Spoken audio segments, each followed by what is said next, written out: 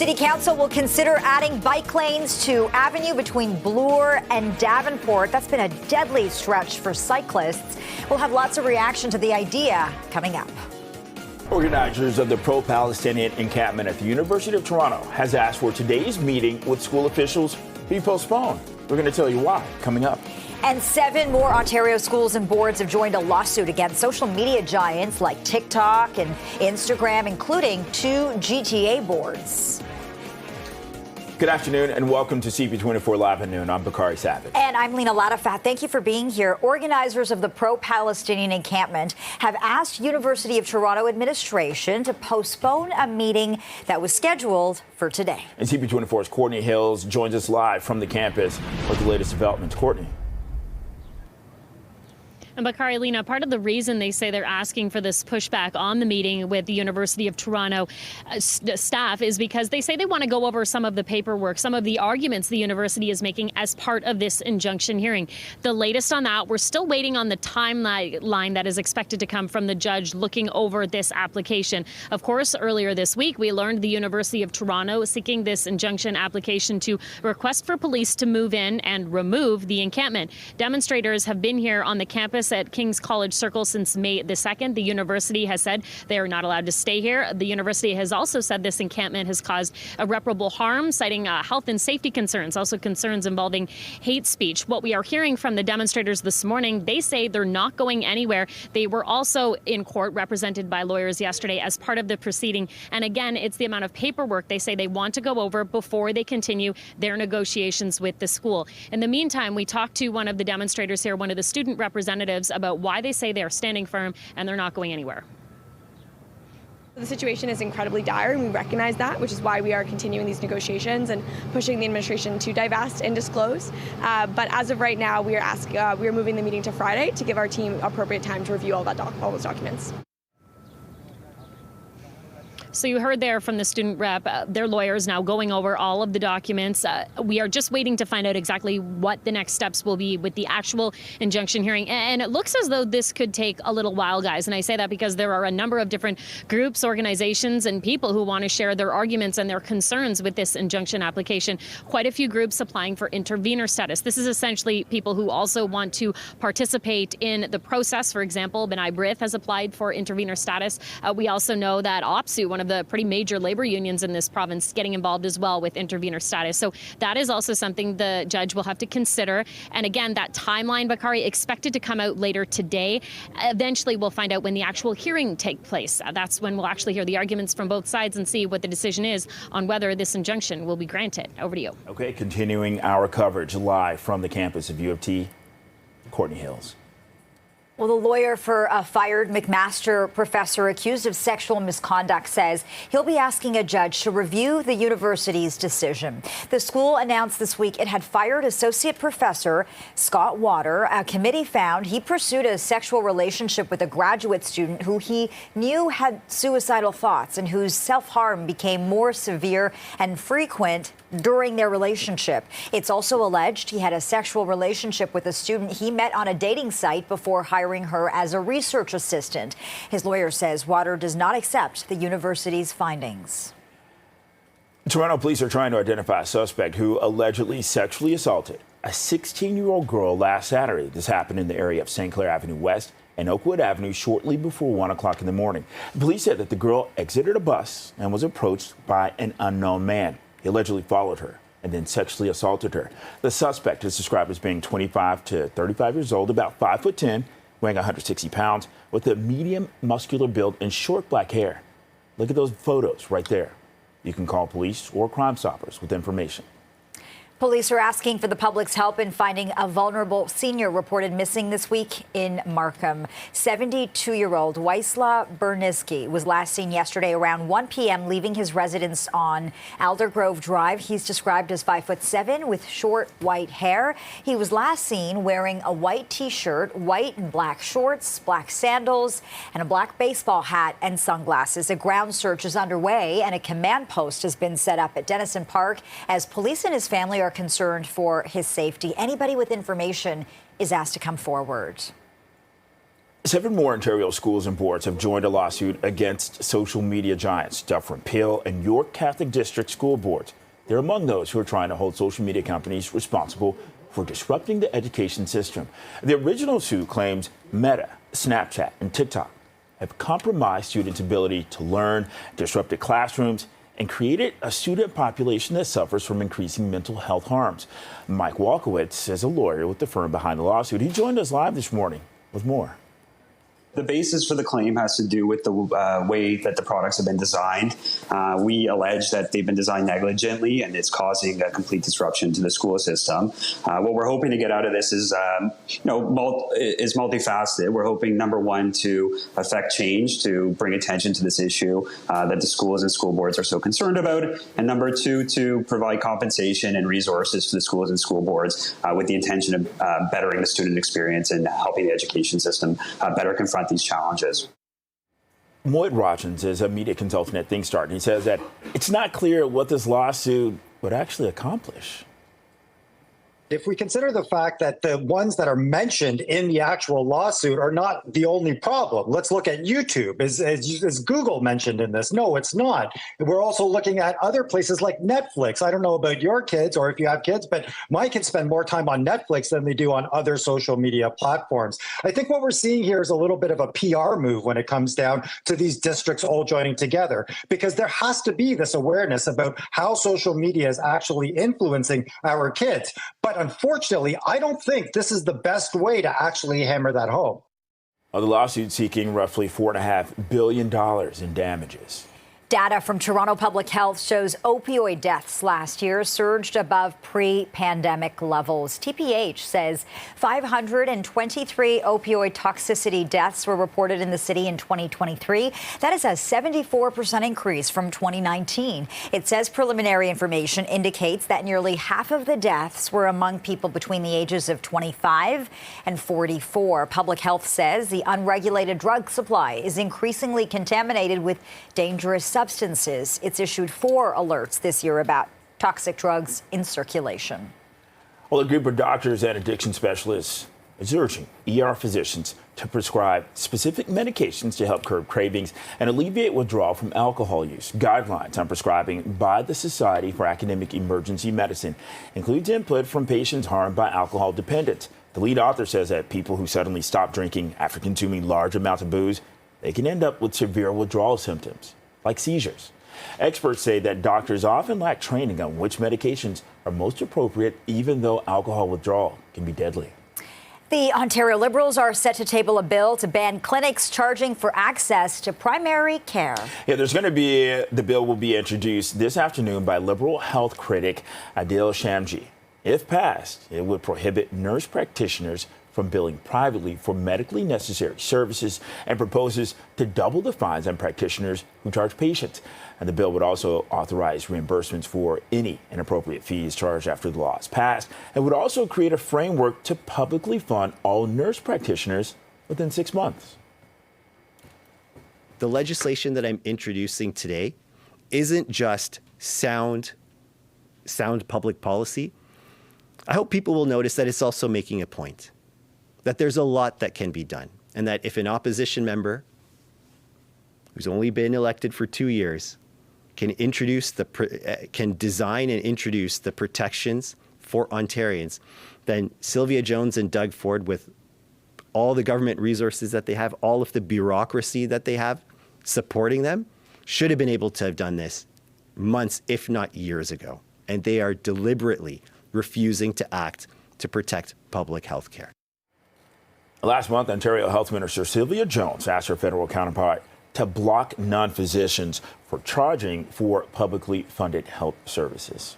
Well, Ontario New Democrats are speaking out against the plan to evict 200 seniors from a Mississauga retirement home. A protest was held outside Chartwell's Heritage Glen residence last month.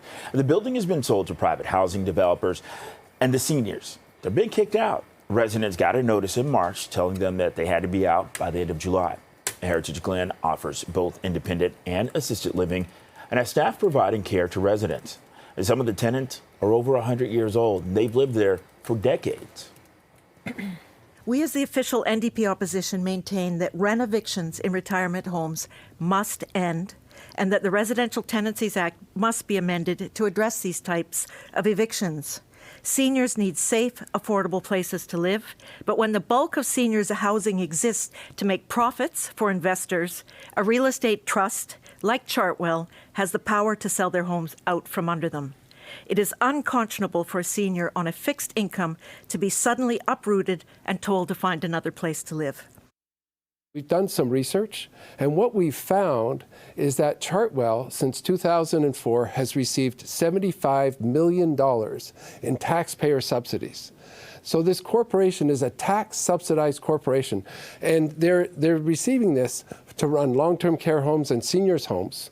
But they're not a seniors care corporation. They're a real estate investment trust. And their prime objective is to maximize the revenue that they can make from the real estate. Last month, Mississauga Council voted to ask Chartwell to provide 6 months' rent to the seniors instead of 3, and to give them more time to find a new place to live. Well, a new report finds half of residents living in the country's largest urban centers are eyeing a move to a more affordable real estate market. Half of the respondents in the Royal LePage survey say that they would consider buying a property in one of Canada's most affordable cities if they were able to find a job or work remotely. 41% say that they want to be closer to nature and live in a less populated area, while 40% are seeking a more relaxed pace of life. The top relocation choices among GTA respondents were Edmonton, Thunder Bay, and St. John's. What we do know is that many people are waiting to make purchasing decisions around housing for interest rates to go down. Royal LePage conducted a survey that indicated that about half of people that are interested in entering the market, first time or move up, move down buyers, they were waiting for interest rates to go down before they took that leap into the market. So will they consider moving further afield for pricing? Yes, that's likely to continue given the high price of real estate in our big cities in Canada. Will people be making a move if and when interest rates go down? Yes, we do anticipate more people coming off the sidelines when that happens. Thunder Bay tops the list of most affordable cities, followed by St. John, Red Deer, Trois-Rivières, and Edmonton. Well, bike lanes could soon be coming to a stretch of Avenue Road. This is where several cyclists have already died. And CP24's Sija Liu is following the story very closely. There's some opposition to this as well, along with some safety concerns. Sija. Yeah, Lena and Bakari, this is a very highly debated issue. There are two sides here. It's almost like safety versus traffic congestion. What we're talking about is this stretch of Avenue Road between Bloor and Davenport. So giving you a live look on the roads right now, there are 6 lanes across this stretch when you consider the north and southbound. Right now, there are no bike lanes. So any bikers, cyclists will have to squeeze in with the cars here. So what the proposal is right now is to reduce this to 4 lanes, make 2 bike lanes. Now, there is a lot of debate, like you mentioned, Lena. People who support this say this will improve safety.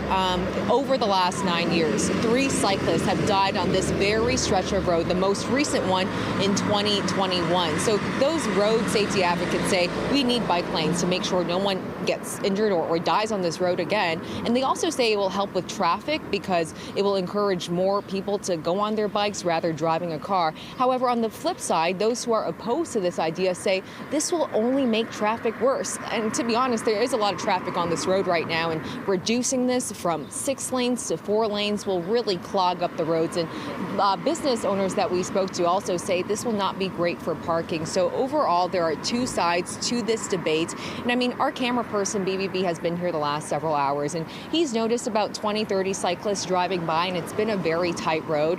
It is important to note that last summer, the city did reduce the speed limit on this road from 50 kilometers an hour to 40 kilometers an hour. But overall, there is a debate right now over safety versus traffic congestion and whether or not to add bike lanes to this busy stretch of road on Avenue Road. Lena, Bakari. All right, CP24, Sija Liu, thanks a lot. And speaking of the roads, it's 12:15, 18 degrees. Let's get a check on traffic. Here's Azalea Hart. Good afternoon. Good afternoon, Lena and Bakari. So there was a collision that we were looking at westbound 401 collector 404. That has cleared, but we could take a look at the cameras now, and it's just volume mostly at this time. The volume on the westbound Gardner kind of starts around Yonge, going way past the construction zone of Dufferin and Strawn. It goes up to about Parkside, so it's going to take you about 20 minutes along this stretch at this time. The eastbound Gardner from Windermere to Strawn will take you about the same time. Expect 20 minutes here. It's this lane right here. And then the northbound DVP is moving well until you begin to approach Eglinton, where things start to slow down quite a bit. It will take about 10 minutes to get to York Mills, but that's all that's going on the roads right now, just volume. Back to you guys. All right, thanks, Azalea. And coming up next on CP24 Live at Noon, we're going to preview tonight's Mississauga mayoral debate. CP24 is going to have special coverage tonight of the Mississauga mayoral debate hosted by United Way Greater Toronto. And we are entering the final stretch of the campaign with less than 2 weeks to go until the by-election. That is on June 10th in Mississauga. And for a closer look at the race and to preview tonight's debate, we're joined live by San Graywall, publisher of The Pointer. San, welcome to the show. Thank you for joining us here on CP24 Live at Noon. So this is it. It's the final weeks of this mayoral by-election, and the polls are telling a really interesting story. What has stood out to you about this race thus far? Well, we had a front runner for the early part of the race when the initial polling was done about 6 weeks ago. Carolyn Parrish, longtime veteran Mississauga politician. She was an MP representing the city in Ottawa for more than a decade, and she's been on council off and on for the better part of, again, more than a decade, almost a decade and a half. And she had raced out to a pretty big lead, about 17 percentage points over her closest competitor, according to at least one poll. But the polls were fairly consistent early on that she had a somewhat comfortable lead. But I think once those polls came out, some of her closest challengers, as we see in elections quite often, when those that are lagging behind, identify, a clear front runner. The campaign becomes more about that front runner. So they've gone a little bit negative against Carolyn Parrish. There's some remarks that Parrish made at an event. They took those out of context, in my opinion. But I think it's been somewhat effective. Parrish decided to drop out of candidate events because of the negativity, and she was getting some threatening messages, and she was being attacked on social media. So she said she decided to take a step back from those events. Seems like it's hurt her because the polls most recently, including this week, now have a much more tighter race with Parrish still ahead, but only by about 5 percentage points, 7 percentage points, somewhere in that range. Okay, well, speaking of Parrish, she is still the perceived front runner. She's not going to be at tonight's debate. Has there been anything heard?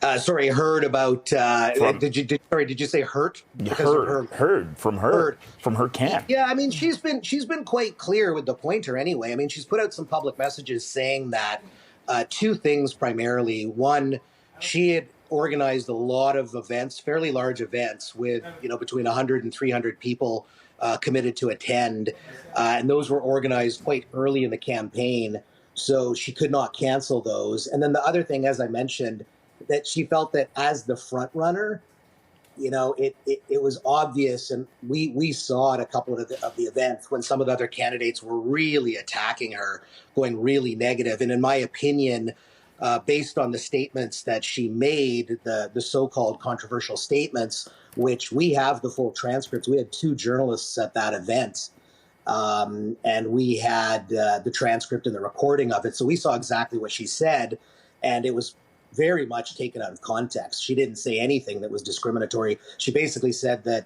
refugees are, by and large, and asylum seekers are brought here by the federal government, but the federal government hasn't done a good job of supporting them once they're here, and then they languish in emergency shelters. And she said we need better support for them to get them integrated and to get them working, etc. But the comments were really clipped and, in my opinion, parsed and used in this sort of negative way. So in terms of what I've heard, we're hearing that it's definitely a close race.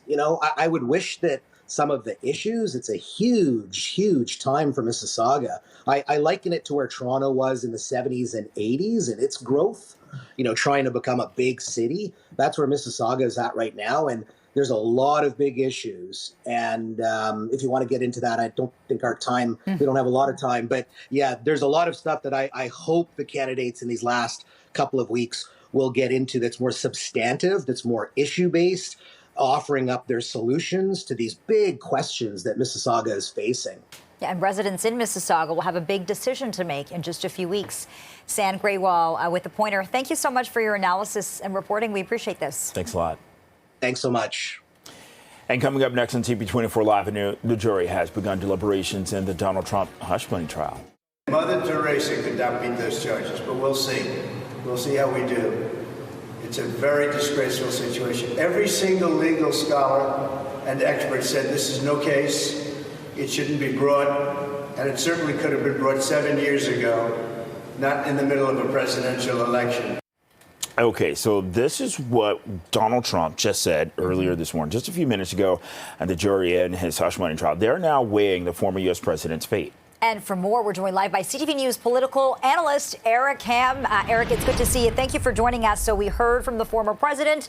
He says there's no case here. The whole thing is rigged, calling this a political persecution. Your thoughts on his comments?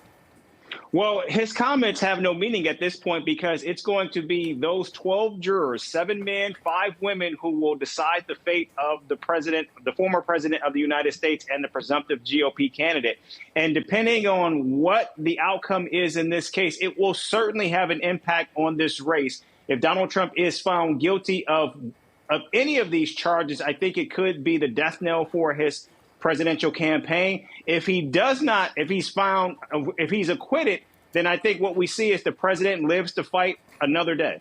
Okay, Eric, how do you sum up where we are today since this all began? And also, with the comments that Trump, just made earlier this morning, he said November 5th, that is going to be the most important day in the history of the U.S. Well, he's right. And I think because there's so much on the line right now for this election. And when you look at everything that's taking place across the globe right now and how difficult it was for Congress to actually decide on that $60 billion in aid to Ukraine, we know that former President Donald Trump felt that Congress should not have actually provided those resources. And we know a number of his MAGA supporters in Congress also feel that way. And so if Donald Trump is elected, we're going to see a very different United States, a United States that pulls back from many of the ongoing conflicts that we see taking place around the world. It's unclear if the United States will continue to be an ally and supporter of Taiwan as Beijing continues to take more aggressive stances against Taiwan, and also looking at what's taking place in Gaza right now. We know that President Biden wholly supports Netanyahu, but he also has been attempting to try to pull Netanyahu back, particularly when we look at some of the ongoing tensions and the refugee situation there. Donald Trump is going to be a very different president when it comes to all of these international and global conflicts. Eric, are you surprised that Republicans are still standing with Donald Trump, as embattled as he is right now? It is surprising to an extent, but when you look at the fact that how Donald Trump has remade this party over the last 8 years, it's no surprise because right now, in this election year, we know that at least 18 members of Congress have already either left or are leaving at the end of this year. And so what we are seeing now as more and more independent thinking Republicans move away from the Republican Party, we're seeing a more MAGA Republican move in. And so Donald Trump is continuing to reshape and remake this party in his own image. And what we're seeing is it's highlighted by the ongoing chaos and dysfunction that's playing out. In fact, right now, this 118th Congress is actually on track to be the least productive Congress in history. In fact, we just saw a few weeks ago, one member of the House of Representatives attempting to try to overthrow the Speaker of the House, Mike Johnson. This Republican lower chamber, they have the smallest majority of any party in decades right now. And this is Donald Trump's party, good or bad. Hey, Eric, very quickly before we have to go, do you think that the jury understands this onus that they have? Oh, absolutely they do. And I think they recognize how important this is, which is why I think we are going to see intense deliberations play out. And while many believe that theoretically they could come back with a decision perhaps as early as today, I do believe this is going to take 2-3 days, possibly even more, before we get a decision from this jury, because they recognize how historical this case is and their decision in it. All right. CTV News political analyst Eric Ham, thanks for breaking this all down. Appreciate it. Thanks, Eric. You bet. Thank you. And coming up next on CP24 Live at noon.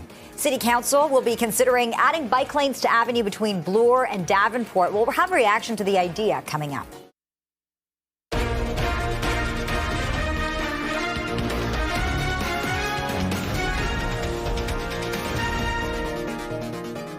The City Council is going to consider adding bike lanes to Avenue between Bloor and Davenport. Here's a live look at that stretch, and we're going to have reaction coming up. Organizers of the pro-Palestinian encampment at the University of Toronto have asked for today's meeting with school officials to be postponed. This as the school seeks an injunction to evict protesters. We'll tell you more about that. And 7 more Toronto schools and boards have joined a lawsuit against social media giants, including 2 GTA boards. Good afternoon and welcome to CP24 Live at noon. I'm Lena Ladifat. Not Bakari Savage. Bike lanes could soon be coming to a stretch of Avenue Road. This is where several cyclists have died. And CP24's Sija Liu is following reaction from that community and joins us live with the latest. Sija, good afternoon. Good afternoon, Lena and Bakari. There is a motion right now to add bike lanes to this deadly stretch of Avenue Road. Over the last 9 years, 3 cyclists have died on this road, the latest in 2021. There has been a lot of debate, though, over traffic versus safety. Those who support adding bike lanes say this will help improve the safety, that no more cyclists get injured or hit by a car. But those who don't support it say this will only add to traffic congestion. And we have a guest live with us today. We have Brock Howes, who is with the Avenue Road Safety Coalition. And Brock, you have a personal experience with an accident on cycling here on Avenue Road. Tell us about that.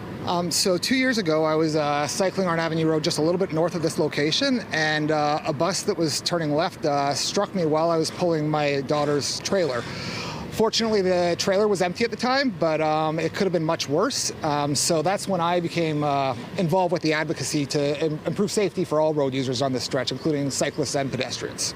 Wow, what a terrifying experience. And tell me about your advocacy work now with this road. What changes would you like to see? So first of all, I think it'd be a great start to add bike lanes on this stretch from Avenue to from Avenue to Davenport. I think we need to continue to focus on improving the rest of the Avenue Road stretch, whether that's with cycling trains or other pedestrian improvements. That would be great. It's honestly, it's one of the most dangerous roads in the city to both walk and cycle on. So this is long overdue, and we could have had some preventable deaths if we'd not been stuck in bureaucracy.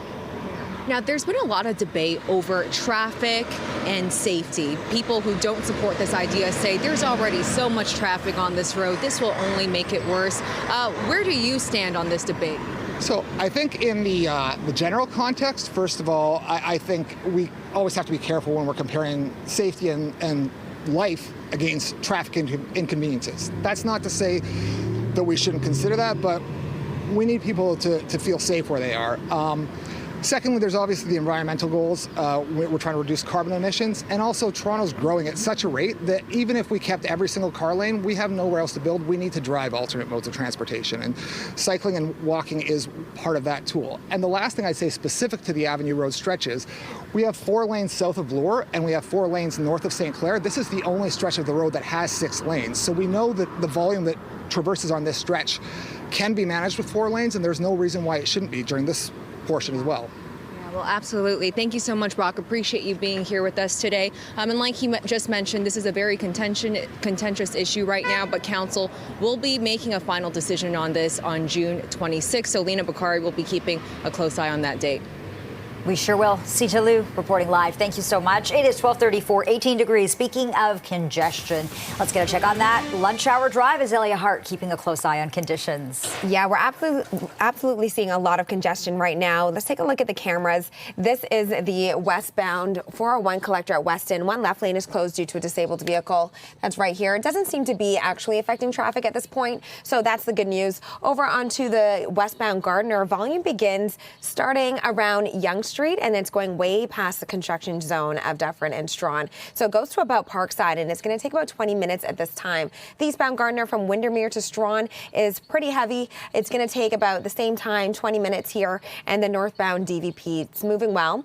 You do get some congestion, some volume as soon as you get around Eglinton. This is where things start to slow down, and then it'll take 10 minutes to York Mills. That is your traffic update. The CP24 traffic report is brought to you by CapitalDirect.ca. Organizers of the pro-Palestinian encampment have asked University of Toronto administration to postpone a meeting which was scheduled for today. CP24's Courtney Heels is following the latest developments, and this comes as the school is still seeking an injunction to remove these protesters, Courtney. That's right, Lena, and that's actually why the demonstrators say they're asking for a pushback in their meeting with the University of Toronto. They say their lawyers would like an opportunity to go over some of the paperwork that was presented as part of this injunction application. This is just the beginning of the process. It's very likely it is going to take some time, and it's our understanding at some point today the judge will be releasing the timeline, the schedule, maybe even a date for when the actual hearing will be taking place. The university says the reason they're applying for this injunction to ask police to help remove the encampment set up here on campus for about 4 weeks now. They say this encampment is causing irreparable harm. They say they have health and safety concerns. They also say they are receiving reports and they have concerns about hate speech. The demonstrators who have been here for 4 weeks now, as I say, they are denying those allegations. I'll let you hear from one of the student demonstrators who we talked to earlier about why this request is now going forward to push a meeting that was set to take place today to continue negotiations with the school to Friday. I believe over 1,000 pages of documents of affidavits and testimony from various parties. And, we want to make sure that we have appropriate time to review that so that we can, go into negotiations and our lawyers can, give us the proper advice. And so we have moved the meeting with the administration to Friday. So again, in spite of the fact that they're giving us this trespass notice, in spite of the fact that they are moving forward with this injunction, we are still negotiating with them because we have to. So the two sides have been talking for the last 4 weeks. That's the demonstrators, the student representatives, and the school. But the demonstrators say they really don't feel like they're getting anywhere when it comes to those talks. But they will continue to show up at the table. They will continue to push for the university to meet their demands because they say if that doesn't happen, well, they're not going anywhere. And we saw yesterday, guys, there are a number of faculty members who say that they are also going to be standing by and supporting the students set up here on campus. So the latest, there is this request to the university to push a meeting set for today to Friday. We know the university is confirming they've received that request. We're waiting to see if they will accept it and if there are plans for an actual time for the meeting. And we're also waiting to see what the judge has to say about that timeline. When it comes to the injunction hearing, it is going to take a while. Keep in mind, there are several interveners, other groups and organizations that say they want to participate through the process. Over to you. All right. Courtney Heels live at the University of Toronto this afternoon. Thank you, Courtney. A Toronto MP has had her office vandalized with graffiti relating to the ongoing conflict in Gaza. Here's a live look outside of Julia Zerowitz's Davenport office. This is on Bloor West. Toronto Police confirms that its hate crimes unit is investigating. And she's not commented on the graffiti and threats against MPs. They've been escalating, and some have been given additional security on Parliament Hill. Also making news, Toronto police are trying to identify a suspect who allegedly sexually assaulted a 16-year-old girl last Saturday. It happened in the area of St. Clair Avenue West and Oakwood Avenue shortly before 1 a.m. Police said the girl exited a bus and was approached by an unknown man. He allegedly followed her and then sexually assaulted her. The suspect is described as 25 to 35 years old, about 5'10", weighing 160 pounds, with a medium muscular build and short black hair. You can call police or Crime Stoppers with information. 7 more Ontario schools and boards have joined a lawsuit against social media giants, Dufferin Peel and York Catholic District School Boards. They are among those who are trying to hold social media companies responsible for disrupting the education system. The original suit claims Meta, Snapchat, and TikTok have compromised students' ability to learn, disrupted classrooms, and created a student population that suffers from increasing mental health harms. Mike Walkowitz is a lawyer with the firm behind the lawsuit, and he joined us live this morning with more. Certainly, we think that a step in the right direction is, the government getting involved in implementing a more stringent policy on cell phone and social media use in the classroom. But that certainly is not going to be a complete solution to this problem. Not only are we're aware that students have the ability to circumvent some of those issues, using data plans, for example, but also that this problem happens outside of school hours as well. And one of the large issues that we're hearing from educators and administrators is about the impact of outside of school problems and the way that they're coming into the school and just the amount of time that's being spent trying to address these problems that otherwise would be spent on student achievement and education. Moy Rogers is a media consultant at ThinkStart, and he says that it's not clear what this lawsuit would actually accomplish. I think it's a little bit misguided when it comes down to what's happening in the technology field right now. Look, social media companies are definitely to blame when it comes down to what's happening with various forms of addiction to digital media. But I think we're also past the point where we've understood that they should be held accountable directly. And I think this $4.5 billion lawsuit is actually misguided and not the best use of our resources in this province. The lawsuit is seeking roughly $4.5 billion in damages. Well, a heated exchange during question period today between Education Minister Stephen Lecce and Toronto MPP, NDP MPP Butila Karpoche, who says a school in her riding is in desperate need of repairs. What I want the minister to do is take the time, go to the school and fix it. You are the Minister of Education. The buck stops with you. Fix it! This is not about a lack of funds. It's a lack of will of the TDSB to do their job. You should stand up to the school board, who is literally sitting on $315 million of maintenance funding. What do you not understand about this problem? They have literally $250 million in cash that they're supposed to spend on maintenance, that they don't spend, and they keep banking year over year. It became such an outlier because most boards actually spend the money on HVAC and repairs, became such a problem that we passed a bill that required school boards to spend the money when it's required in a timely manner. Karpoche shared these videos and images 2 days ago on social media when she says she visited Humberside Collegiate to give a speech. She says it was raining at the time and the roof was leaking in multiple areas, leaving floors and stairs wet, inaccessible, and dangerous. There was also garbage bins in the auditorium to catch rainwater. Well, coming up next on CP24 Live at noon, we're going to get an update on how Billy Bishop Airport is trying to make it easier for passengers to get through U.S. Customs. Environment Canada's summer forecast comes out June 1st, but we're getting a sneak peek right now. And for more on that, we're joined live by Dave Phillips, Senior Climatologist for Environment Canada. Always good to see you, Dave. Look, a couple of days last week already made it feel like summer. What are you seeing in the weeks and months to come? Well, guys, it is looking like it's going to be good for beer drinking and outdoor patios and muscle shirts and tank tops, all that kind of stuff, because we're calling for it to be warmer than normal across the country. In fact, guys, it's a simple forecast.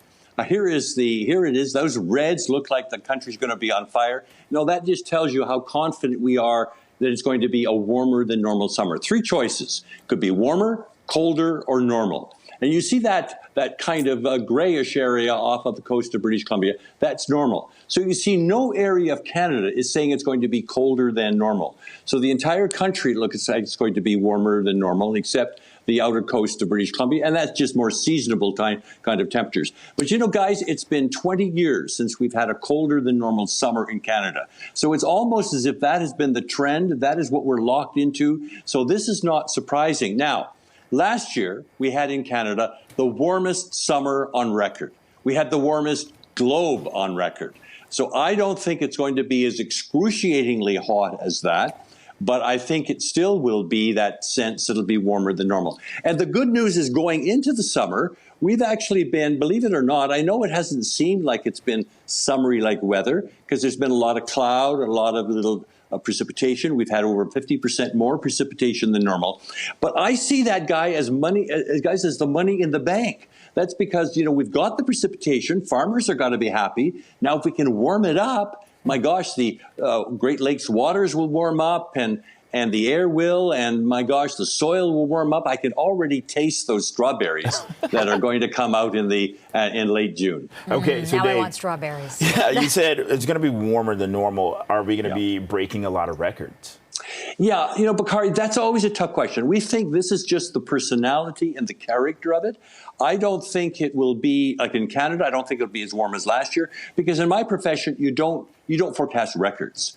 But clearly, I think the trend has been for warmer than normal. And, a lot of us were thinking that, oh, my gosh, that kind of winter we didn't have last year, we're going to pay for it. It's going to be a crummy kind of summer. No, the good news carries on. And we've had a spring that has, I think, been, disappointing to some, but it really has been precipitation. And May was actually about 3 degrees warmer than normal. You might not think it. We didn't have any days above 30. We've had a couple of those last year. So my sense is that we're going to have, but you know what, guys? Here's my fearless forecast, that Torontonians soon will be complaining about the heat and humidity. I mean, we complain about the weather all the time, and it'll just be too hot, and it'll be too humid, and we'll be spending money on our air conditioning. But hey, if you like summers warm, this is the one for you. I'm guilty of that. The winter, it's all about it's too cold, and then in summer it's like this is too hot. It's unbearable. Exactly. When I was looking at your map, Dave, I noticed the picture in southern Ontario, and it looks like it's going to be red hot. Are there any months that look hotter than the others? No, guys, it looks like all 3 months, June, July, and August, are right now are looking like it's going to be the same. And I always think that's good news. It doesn't matter when you've got the cottage booked or where you're going to go on holidays. It looks like you're going to have a chance to have that kind of weather.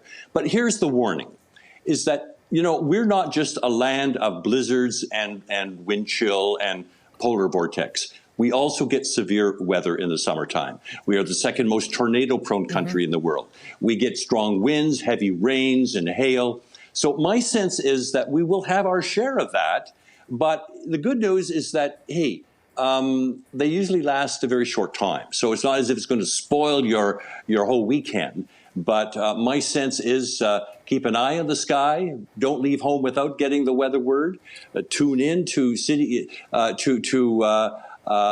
you people, get the good kind of weather forecast and prepare for the day. Well, Dave, I can't think of anything else besides strawberries now. Thanks a lot. Stuck in my head. And patios. Don't forget the patios. Hey, what about muscle shirts and tank tops, guys? Lena? Right. Tank tops. Looking at you, Bakari. All right, Dave Phillips, thanks so much for this. Pleasure. Okay. Bye-bye. All right, CP24 Live at noon continues after the break. Stick around.